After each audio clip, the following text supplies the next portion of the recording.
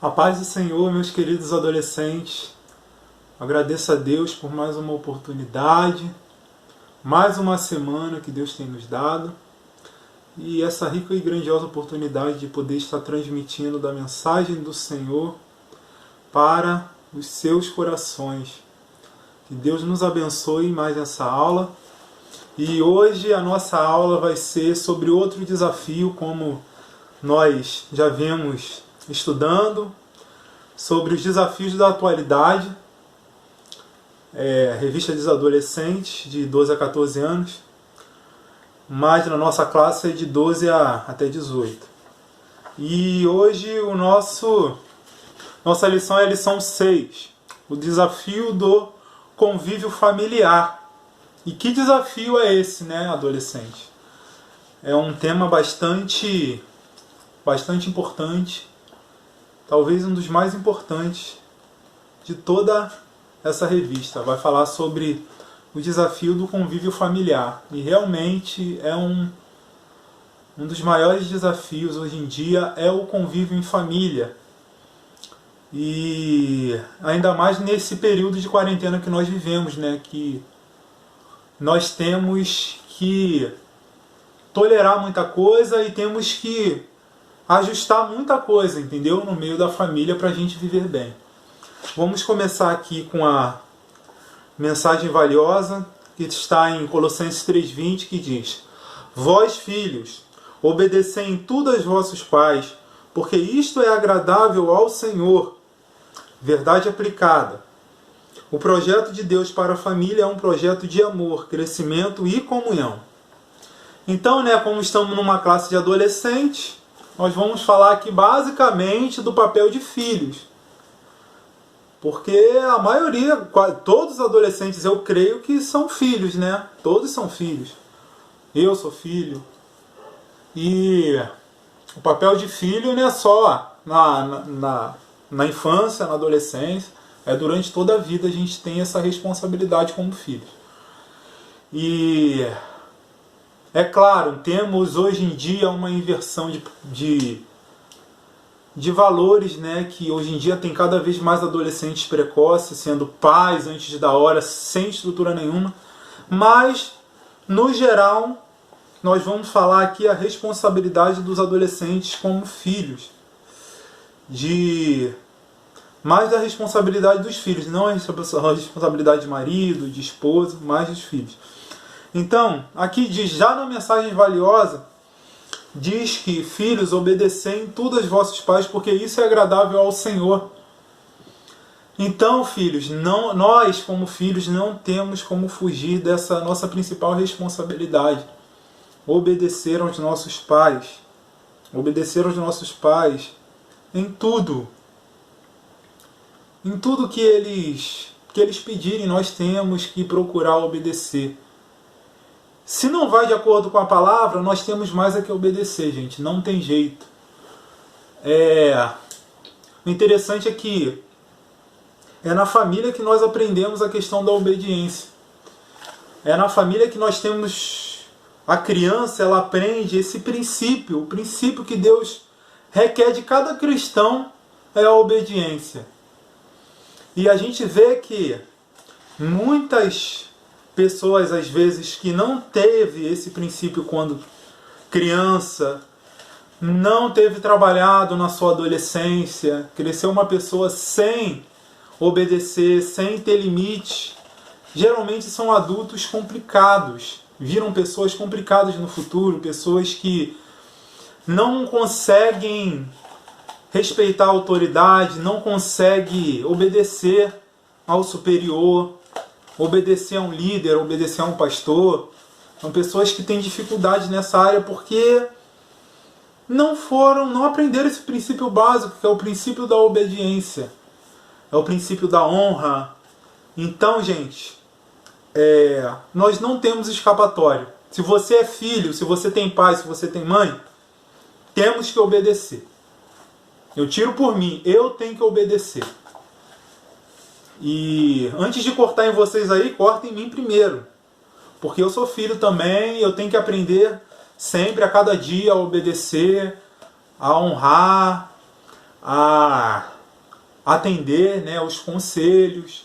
Muitas das vezes nós, adolescentes jovens, achamos que sabemos tudo, que temos resposta para tudo e que eles estão ultrapassados, nossos pais, né, mas que nada. Muitas das vezes sim, nós queremos tomar as nossas próprias atitudes e acabamos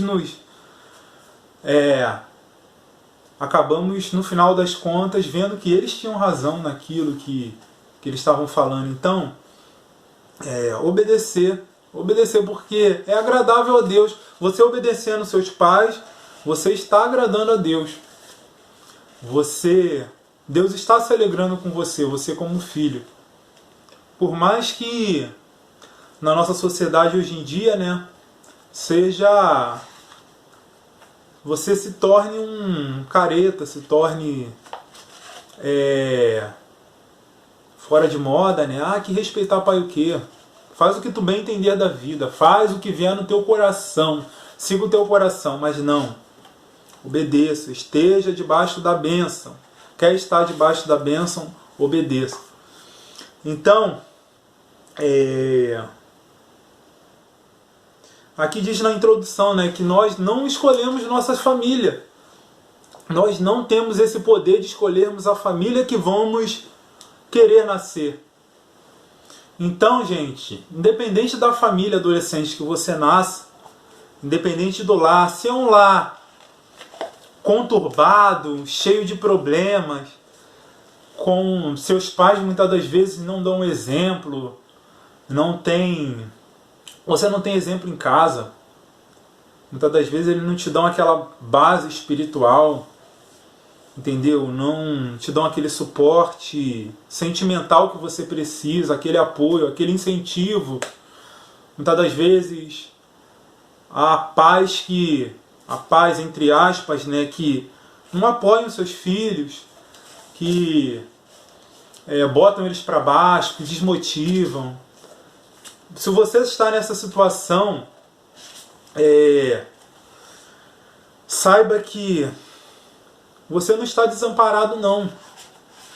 Saiba que nós temos um Pai lá no céu e Ele cuida de nós.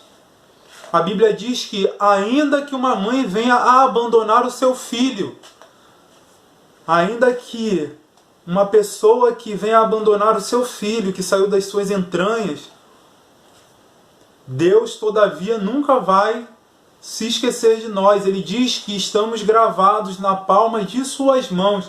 Os nossos nomes estão gravados na palma de suas mãos. Deus, Ele não se esquece de nós. Então, gente, independente da família que você tenha, se você tem uma família abençoada, com pai, mãe, certinho ali, cuidando, orientando, graças a Deus, agradeça sempre a Deus por isso, porque você tem uma estrutura no lar.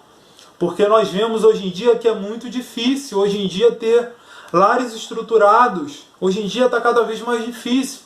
Você pode ver que a maioria dos lares são de pais separados, ou de irmãos de pais diferentes, e hoje em dia está muito difícil, entendeu? Ou então, se tem pais juntos, é guerra todo dia, é conflito, briga, e o adolescente no meio disso tudo, a criança no meio disso tudo. Então, agradeça a Deus, você que tem um lar, e você que não tenha, busque a Deus. Deus, Ele é o nosso Pai, é o nosso principal Pai. Deus, Ele quer formar uma família, Ele quer formar uma família espiritual conosco. Ele quer que nós confiemos nele. Você, adolescente, ore a Deus, busque a Deus em oração. E o inimigo, ele tem... Aqui, no tópico 1, diz que Deus instituiu a família, homem, mulher e seus filhos, para viver em harmonia e desfrutar o melhor da terra. O ser humano, entretanto, desviou-se desses padrões divinos quando pecou, ocasionando a queda.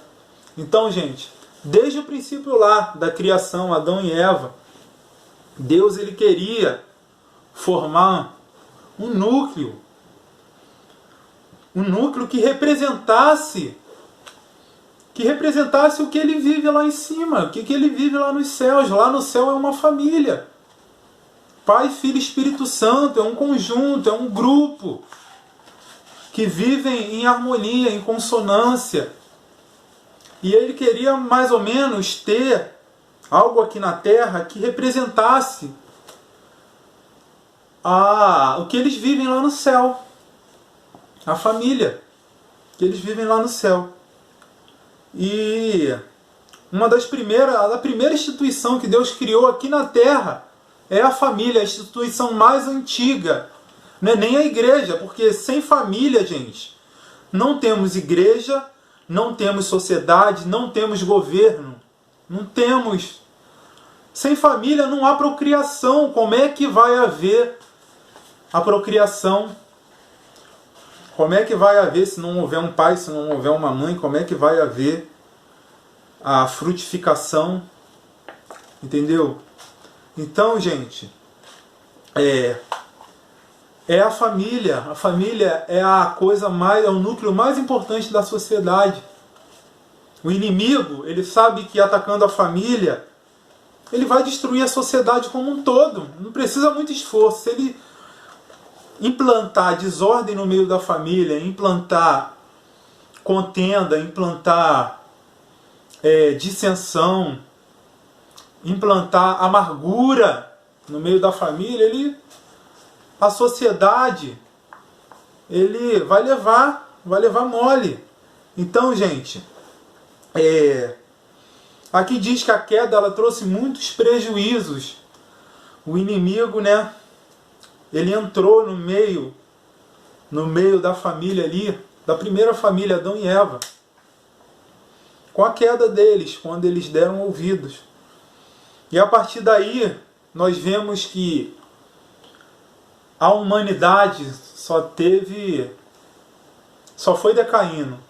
Vemos a corrupção, né? Em Gênesis 3, lá nós vemos a corrupção geral do gênero humano, em que Deus ele sente nojo, repúdio da sociedade e da criação que ele fez.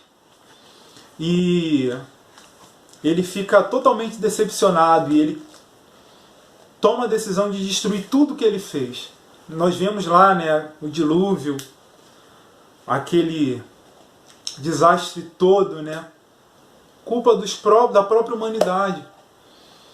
E Deus destrói tudo, destrói todos aqueles seres humanos, os animais, toda a criação dele, tudo que ele projetou, que ele estava na mente.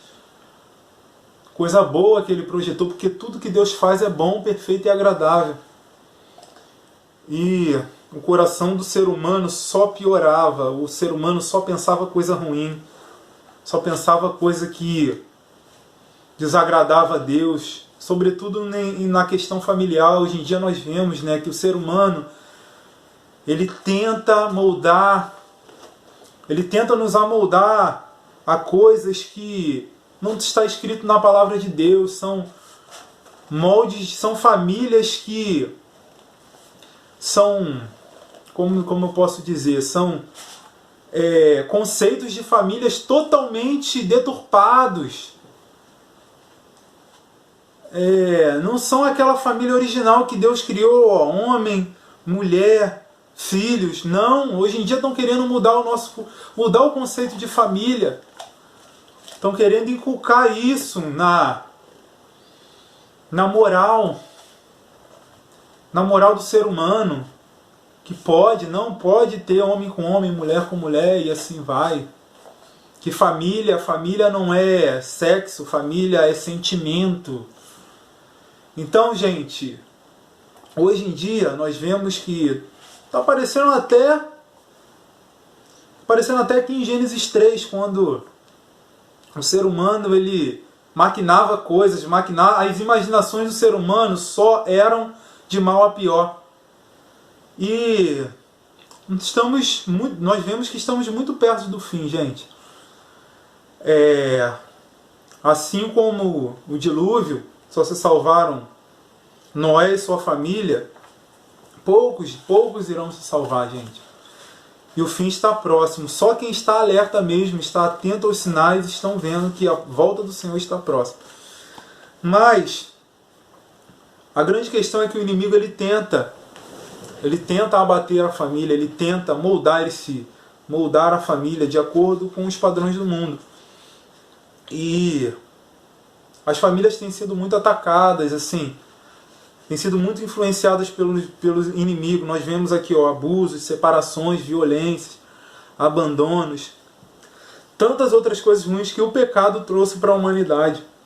E a família sofre em consequência disso. Quantos lares a gente vê situações de brigas, de violência doméstica, violência contra a mulher, entendeu?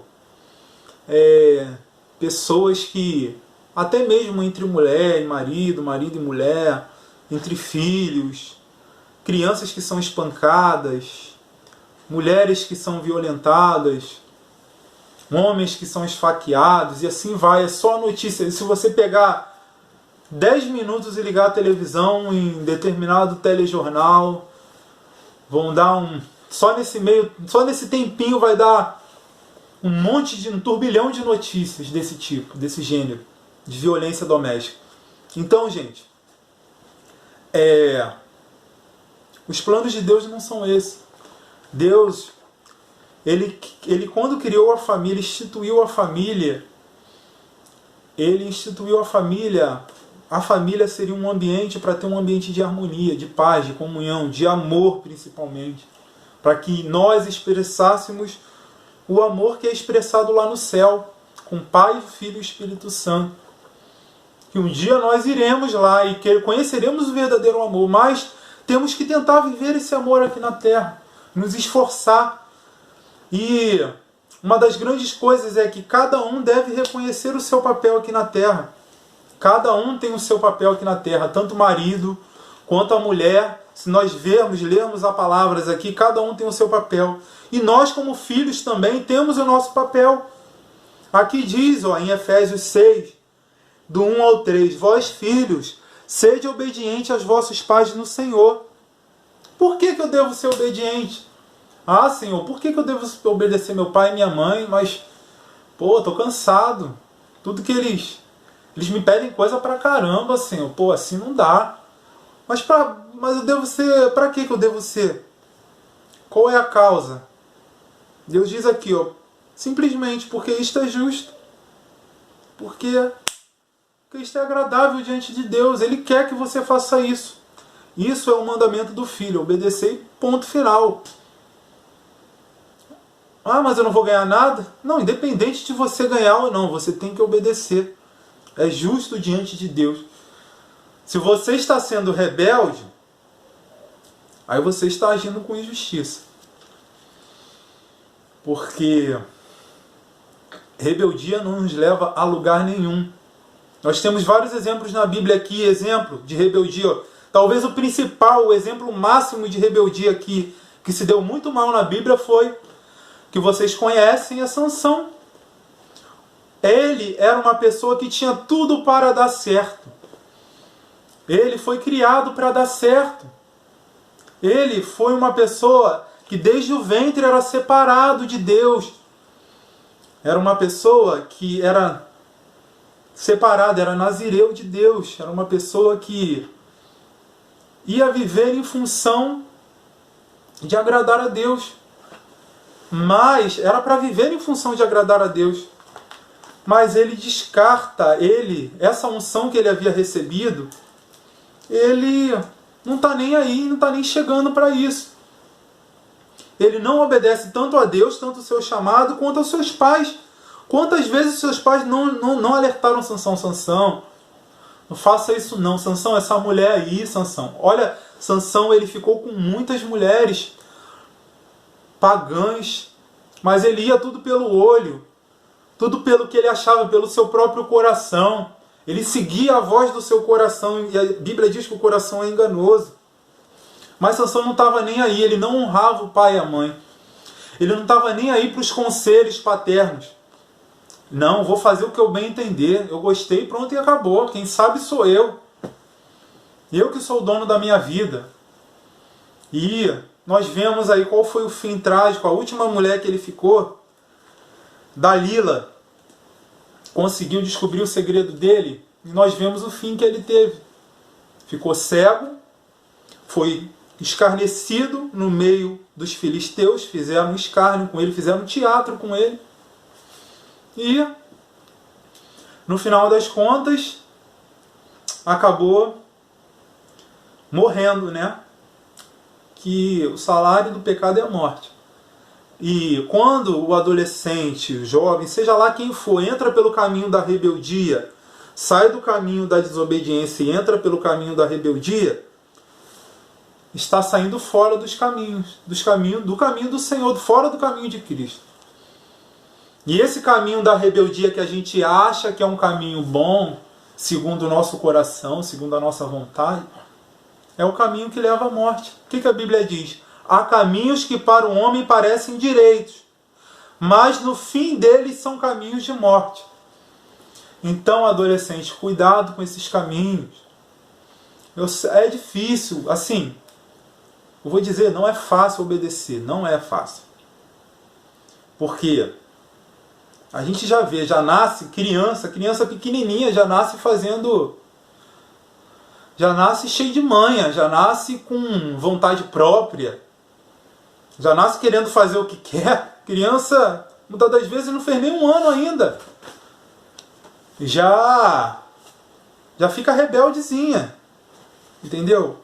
É algo da natureza humana. O ser humano ele tem essa tendência de desobedecer mesmo, de fazer o que bem entender. Mas nós temos que ser moldados. Foi a lição passada, né, como nós falamos de molde. Nós temos que ser moldados por quem? Pelo Espírito Santo de Deus, pela palavra dele, pelo que a palavra diz.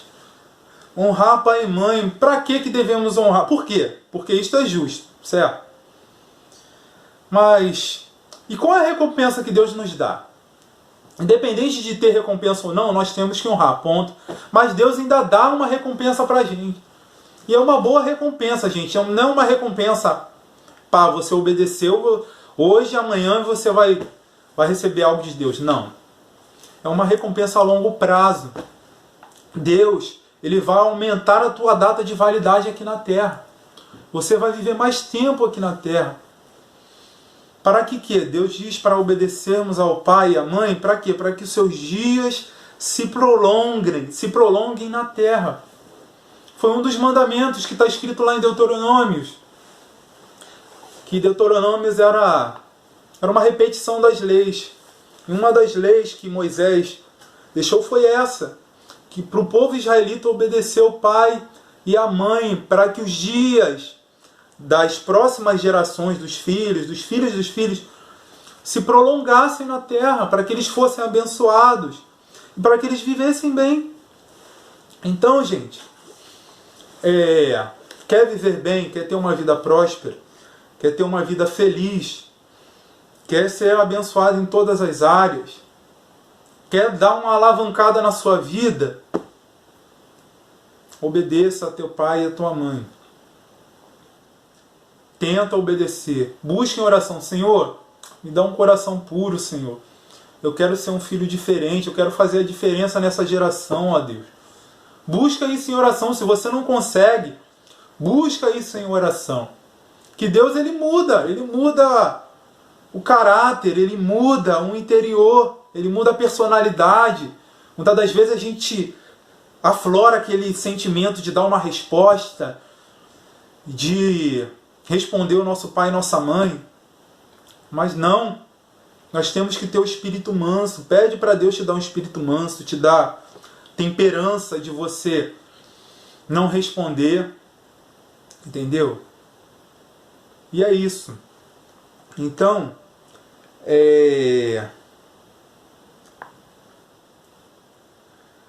temos que ter, para que um lar tenha harmonia, cada um tem que fazer o seu papel. E o papel do filho é esse, é obedecer.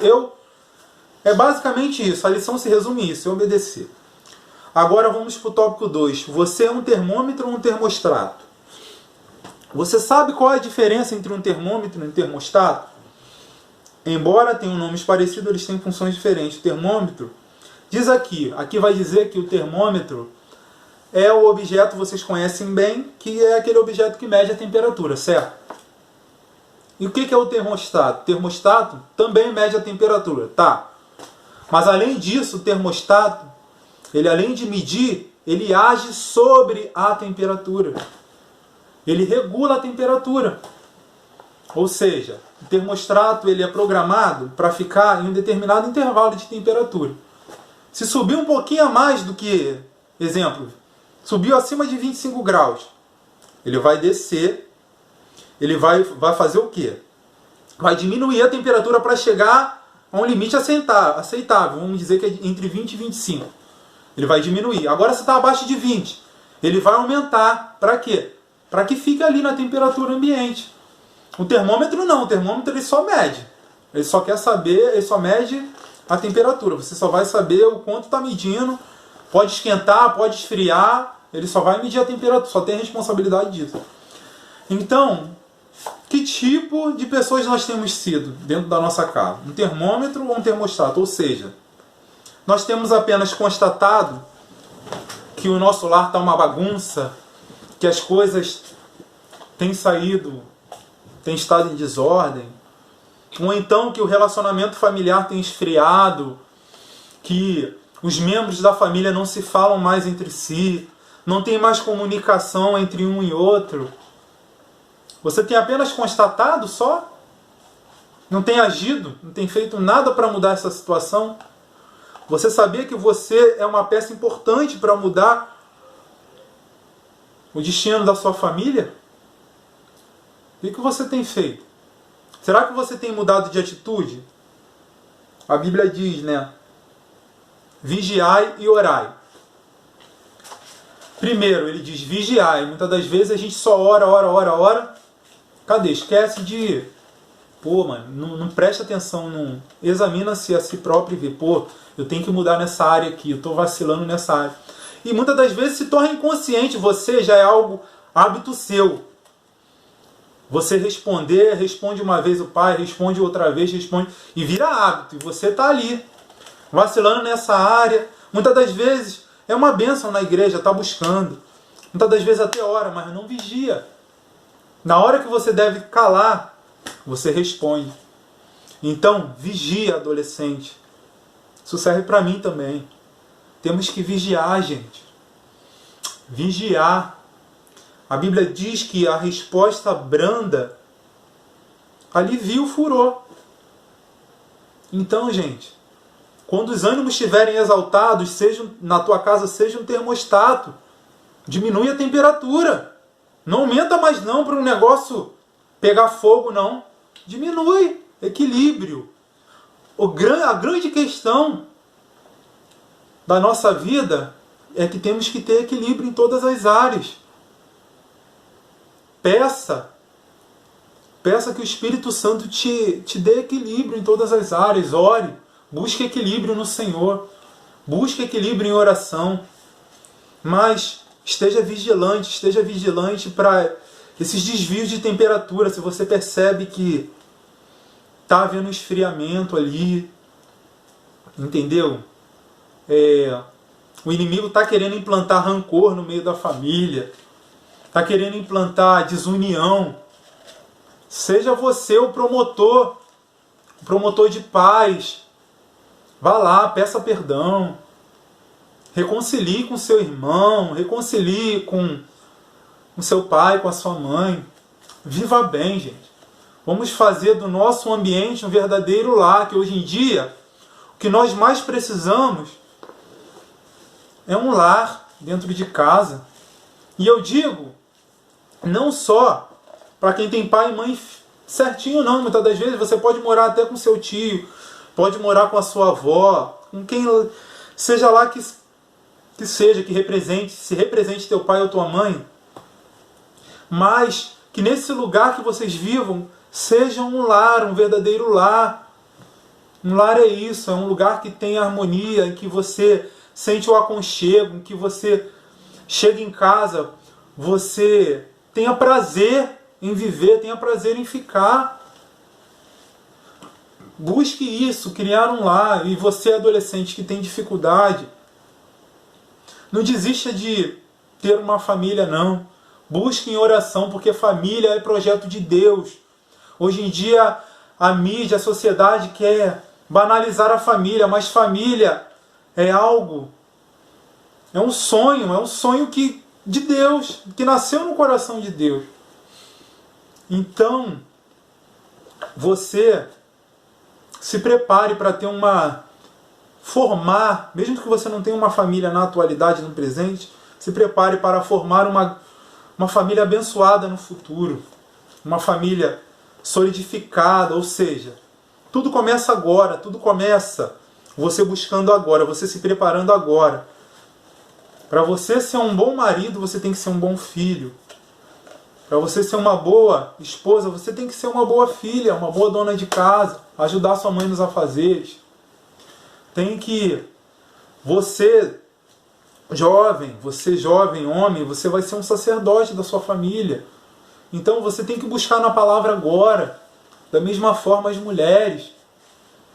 As mulheres, a Bíblia diz que a mulher ela tem que ser submissa. E para você ser submissa, você tem que aprender agora. A submissão ao teu pai, à tua mãe, entendeu? Acatar as ordens.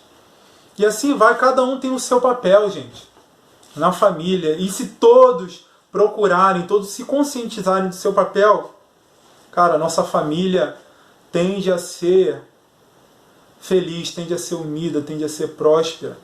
E todos os frutos do Espírito Santo de Deus vão amadurecer. Amor, gozo, paz, longanimidade, benignidade, bondade, fé, mansidão. Então, adolescentes, é isso que eu tenho que deixar para vocês. Estou sentindo uma imensa saudade de vocês.